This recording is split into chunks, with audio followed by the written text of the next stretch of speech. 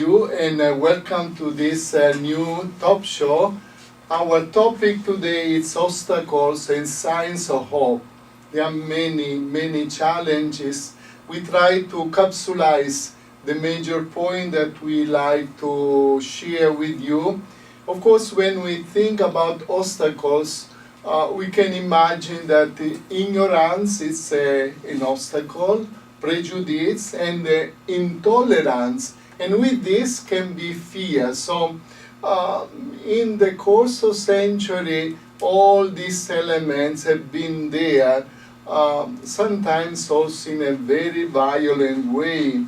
So all these things, obstacle, of course, we can say on the personal level and on the level of society and the level of church.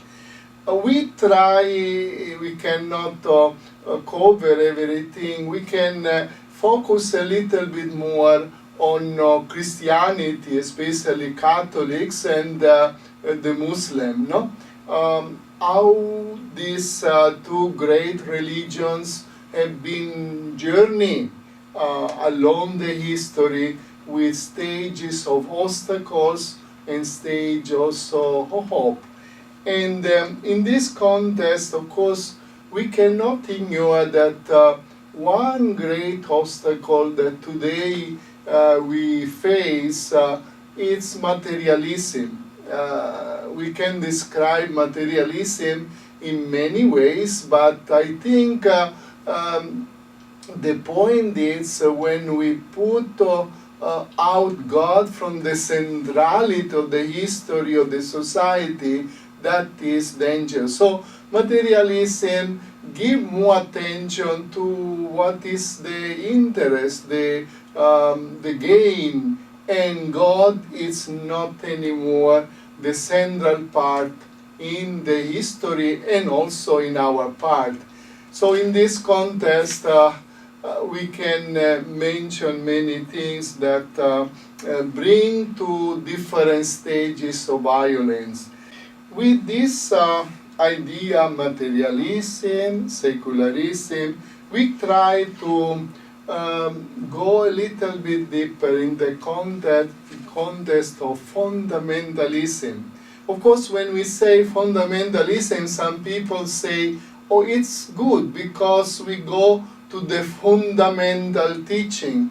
But normally this terminology is used more on negative way, and to try to put in the focus, there are other terms that are used like radicalism with violence, and of course fundamentalism we can see in the history of Christianity, Jewish, Islam, all religions, even Buddhism, Hinduism, in the different stage of history.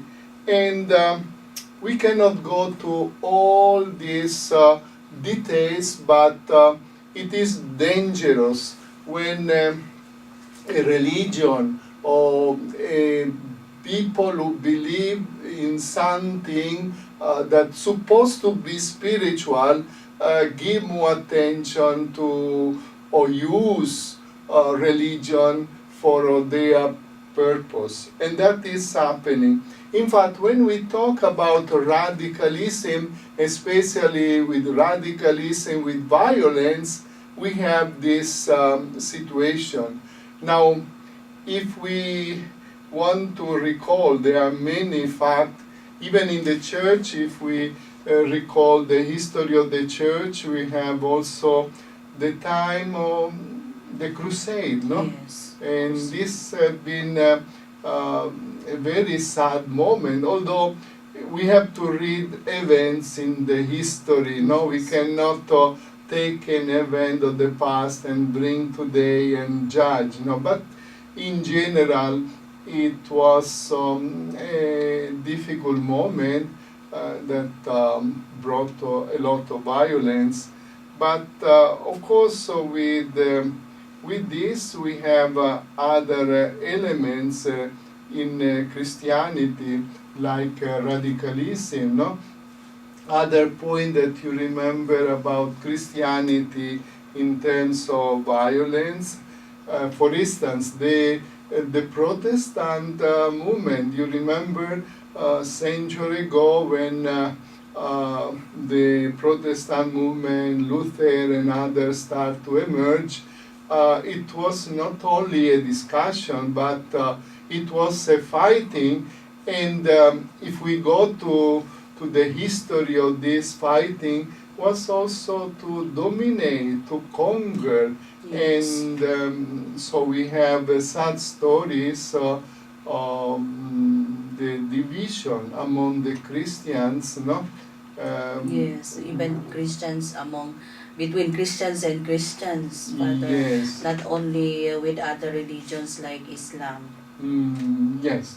Now, in Islam, especially now that there is a lot of attention, unfortunately, on this aspect of violence, if we go back to a certain moment in the history, there are many points of the history, but I can say when in Egypt, Sayyid Qutb, one of the scholars, we are going back in the more or less in 1930s, 40s, and said that this movement started with an ideology that was very alarming. And I think although this ideology has been taken in different movements in Islam, the initial ideology was like this: Islam cannot coexist under not Islamic political order. So means, according to this leader, cannot be dialogue or living together, and this brought so many movements, even in more recent time with the new names that we call ISIS, or we can say Jama Islamia, or other groups were present in the Philippines, also in Mindanao, in some areas, and we know that one of the points of the siege in Marawi, it's because of a certain ideology, and of course ideology mixed with interest, with power, with calculation, that is something very dangerous. And these are not ideology that are there, no? Of course, you know our experience of the summer course. Yes. And you have been also the coordinator, you have been teaching there. Now, how you feel, no? About the summer course? Sometimes the participants are struggling to enter in this spirit. Yes, I remember well when participants coming from a very difficult community, when they started the summer course, they struggled a lot. And so, in the end, transformation happened, Father. I can say some stories. One of the point that I always remember, years ago, it was very bright and good students from Marawi. We became friends, and during the summer course, he said, "Father, we are grateful to Silsila because they are teaching us the concept of dialogue, because some people have been brought this concept that it is expressed in this way. In the world cannot be peace until there is only one religion, Yes. and this religion is Islam." Yes. So we know how this has so many implications, and it is alarming, but it's something really also now. So when we say these things, are events in the history, and we know also how years ago it was a movement inside Islam. It was called Arabic Spring, no? Means those Muslims who really believe in Islam that is open, it is has to answer to the situation of the world in a certain way, open a kind of revolution they call Arabic Spring. Started in many places, in Libya, also in Egypt, in other places, and was suppressed because I think those who were more powerful in the idea of controlling, they were afraid of this movement. So these are just examples, but I can say there are also good examples, even in Islam, no? In more recent time. You remember the open letter of 138 Yes. Muslim scholars? The common word between you and us. Yes, that is a sign of hope at the time in 2007, addressed to Pope Benedict XVI at the time, and many leaders, Christian leaders in the world, talking about the love of God and the love of neighbor in Islam and Christianity. So we see how it's a completely a new language from inside Islam, no? So there are all these aspects in Islam that needs to be reflected. And of course, because of this inspiration, we know that the United Nations started what we call the World Interfaith Harmony Week in 2010. Yes. And in Zamboanga 2012 we started. Yes, actually we are happy to say that we took the initiative, and now it's spreading around the country. Even the CBCP is adopting this and encouraging this. I can say there are beautiful experiences. Yes. In Manila, for instance, Cardinal Tagle for many years invite the ambassador for breakfast and sharing, just to say big names in Yes. our, but there are many groups who do things here and there. So there are good points. Now, we can say what happened in the Christian sector, no? The Christian sector have been, of course, as we said, affected by the so-called fundamentalism with violence. We talk about the crusade, we talk also about other movement or conflict, Christians, Catholic and Protestant, but there are also movement.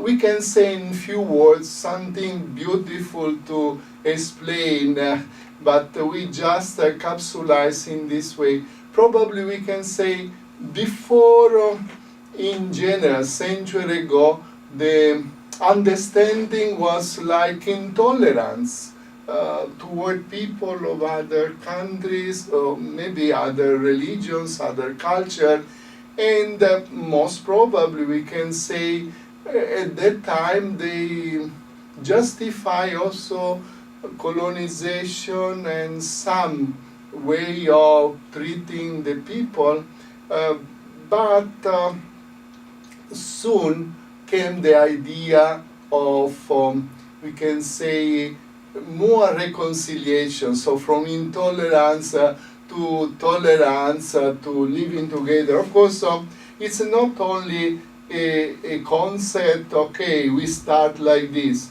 The mentality, the way the church was guiding and is guiding, it's in the right direction. In a sense, we already mentioned about the Vatican II, and we will study more about this one in the church, and we try to close with one point that is a beautiful experience. In the year 2000, during the Great Jubilee, the Pope at the time, Pope